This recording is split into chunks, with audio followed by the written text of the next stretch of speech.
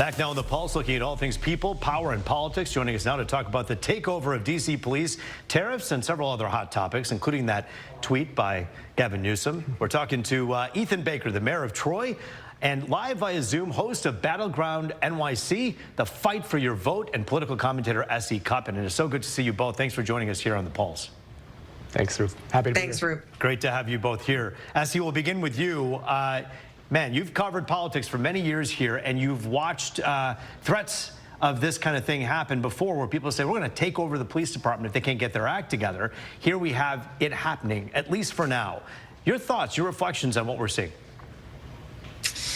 You know, I'm curious to see what D.C. residents think of militarizing their city. You know, that's not something I would want to see in my town or city.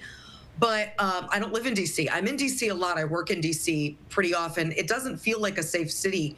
And a lot of friends and colleagues who work in D.C. tell me all the time how unsafe it feels. I had a friend who was mugged and beat up last year. So I know that D.C. residents are frustrated and angry at the crime levels. And I also just think they're angry that Democrats are telling them, you're safe, see the numbers prove it. That's not a great idea for any politician to tell voters they're wrong about how they feel. And I think Democrats saw that in 2024 when Joe Biden and Kamala Harris were saying the economy is great. What do you mean? Or look at these crime numbers. You're safe in your big cities. Or look at these immigration numbers. Sure. There's no migrant crisis. It's not a politically good decision to tell voters they're wrong. But the flip side of that is this response by Trump going to be the right one? We'll have to wait and see what they think of that. Yeah, don't try to logic people out of their feelings. And if people have a gut about how things are going, they live in that community, they're invested in it. Mayor Ethan Baker, so you're the mayor of the city, and all of a sudden crime, God forbid, goes out of control.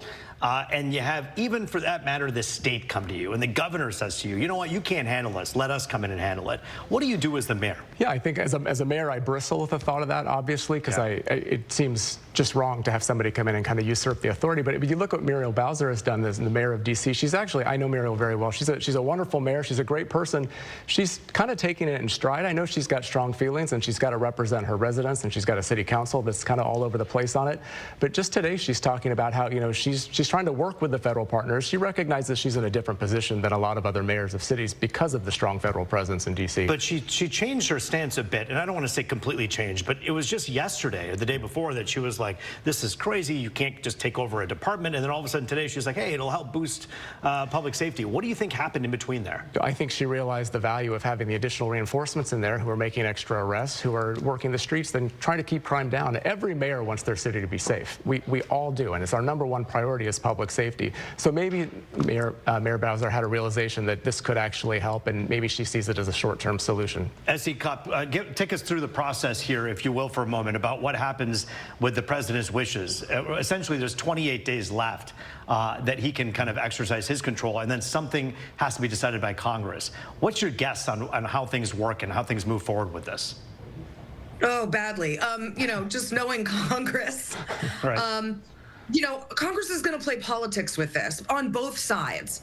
You know, I think you'll see a lot of consternation over who will get credit or blame for whatever happens, however this goes. And I think there was some resistance to your question, Roop, earlier about Donald Trump doing anything, because, you know, I think there's some worry about who gets credit and whether, you know, resisting anything Trump does is the right thing to do for Democratic voters. There's just so much politics underlying these very real policy problems. And I think it's why so many voters are just really frustrated because they want solutions. You mentioned I'm covering this race in New York City where all eyes are on this mayor's race. They want solutions. They don't care, you know, if it's coming from a 33-year-old inexperienced Democratic socialist. He's identifying the correct problems. He's offering solutions. Donald Trump, on the other side, did the same thing in both of his winning elections. In 16 and 24, he identified the correct problems and offered solutions. You might not have liked them, but they were solutions. And I think when Congress inevitably plays politics with crime in D.C., everyone's going to lose. I want to talk about something that some people will kind of be snarky with me about saying, why do you have to keep bringing this up? But it is interesting. And from a political show here, it's fascinating to see Gavin Newsom use language that you would expect President Trump to use. Let's show you some of those tweets that we showed you earlier, and I want to get your take on it. Ethan, we'll begin with you as we see some of this. You know, he basically said, using the same language as President Trump, talking about, you know, how this is the final warning, and you should note this, and I'm the most handsome governor. These are words and terms that you hear from the president, not Gavin Newsom. What does this do to President Trump when he watches that? Do you think he's concerned? Do you think he even cares? No, you know, I actually think he kind of respects it and likes it. As weird as that sounds, I think he thinks, oh, someone's here to play ball and we'll do some entertainment, because I think he ultimately really does like to entertain, obviously. But I think it's actually kind of a sad commentary on what's going on. And it takes away the Democrats' right to say all the things that Donald Trump is bad about if they start acting like Donald Trump. So to me, this Gavin Newsom tweet, I think it's funny as somebody who watches this stuff very closely. I also think it's sad that it's kind of lowering the standard of what a governor of the biggest state in the union should be about. And it really doesn't benefit the residents of California and the state. It benefits Gavin Newsom, who's running for president. But if you're going to say that, it lowers the standards of the office of the White House, then, yes? And it may very well have. Look, I worked for President Reagan in his post-presidential office. That's not how he communicated. He was very different. We know that.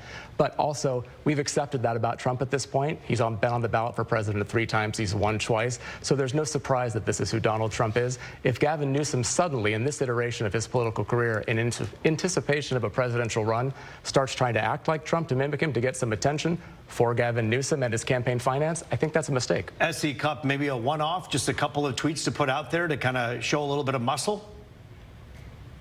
We'll see. I agree with the mayor. I mean, it's funny. It's high-level trolling. You know, I'm sure from where Donald Trump sits, it's game respects game. I don't think this is like the solution, though, for Democrats. And Democrats are really struggling right now to come up with a way to get their party back, to bring voters back to the party, to organize in time for the midterms, and to pitch ahead to 2028. They don't really know what to do.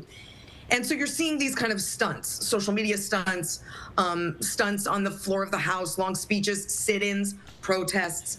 I think what voters want is an agenda. They want a competing agenda.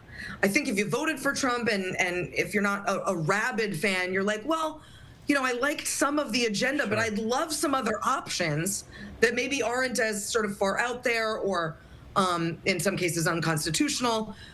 Democrats aren't really showing up with a competing agenda, a solution for all kinds of problems that competes with what Donald Trump is offering people. And as long as they're stuck in this loop of stunts and gimmicks, I don't think they're going to have the success that I know they want to have, and that, frankly, the country needs them to have two strong parties in the midterms. I'm grateful that I have both of you here to talk about this. And by the way, when people send out tweets saying, why are you talking about this? Don't you have anything better to talk about? We do, and we're talking another 22 minutes worth of other things. But this was an important one that we thought we should at least bring to the attention. SC Cup, we're out of time. Thanks so much for your time. Battleground NYC. Look it up on the X and all the social medias, because you're doing a great job over there, and it's such an interesting place to watch. Thanks for your time. Thanks, Roop. Good to see you. Mayor Baker, great to see you as usual. You too, Roop. Thanks. Come back again. We're turning your bank account into the topic of conversation next. Interest rates, tariffs, the president's budget bill, the environment, how all of it will impact us. You're watching The Pulse here on Fox 2.